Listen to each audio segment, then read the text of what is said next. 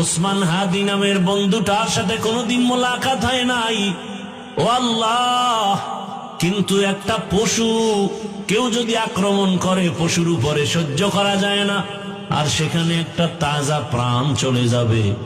আয় আল্লাহ, এটা অন্তরকে মানানো যায় না।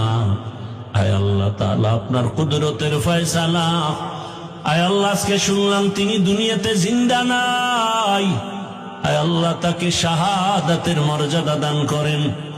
এরকম আমার কলিজার যত যুবক,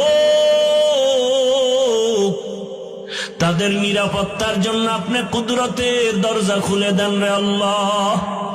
আমার যুবকদেরকে দিনের খাদেম বানায় দেন। আয় আল্লাহ, প্রত্যেকটা যুবকের দেশের জন্য আপনি ঢাল বানায় দেন। আয় আল্লাহ, কত যুবকের কথা শুনলে কলিজাটা ঠান্ডা হয়ে যায়। আমরা দিনের কাজ করি, দেশের কাজ করি, জনগণের পেছনে খেদমত করি এক লাইনে, আর আমার যুবক বাবারা কিছু আছে তারা ভিন্ন লাইনেই দেশের জন্য কাজ করেন, জনগণের জন্য কাজ করেন।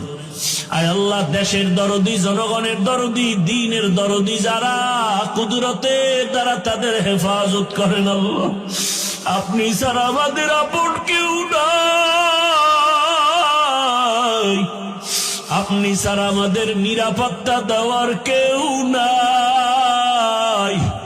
হায় আল্লাহ, ফেরেশতার দ্বারা নিরাপত্তার ব্যবস্থা করে দেন আল্লাহ।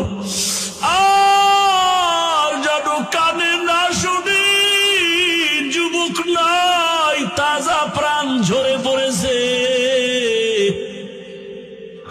আমার এই পবিত্র বাংলাদেশ, এত মসজিদ, মাদ্রাসা, আলেম ওলামা, এত জিকিরের আওয়াজ, আজানের আওয়াজ, এরপরও কেন এত বড় বড় জুলুম হবে বুঝতে পারি না রে মালিক। ও আল্লাহ, গুনার কারণে বেজার হইন না, হেদায়াতের নূর দিয়া সিনাটা ভরপুর করে দেন, 5 ওয়াক্ত নামাজি বানায় দেন। আমার কলিজার যুবকদের দেশ ও দিনের খাদেম বানায় দেন। আয় আল্লাহ, দেশের জন্য, দিনের জন্য, জনগণের জন্য আমাদেরকে নিরলস আমানতের সাথে কাজ করার তৌফিক দান করেন।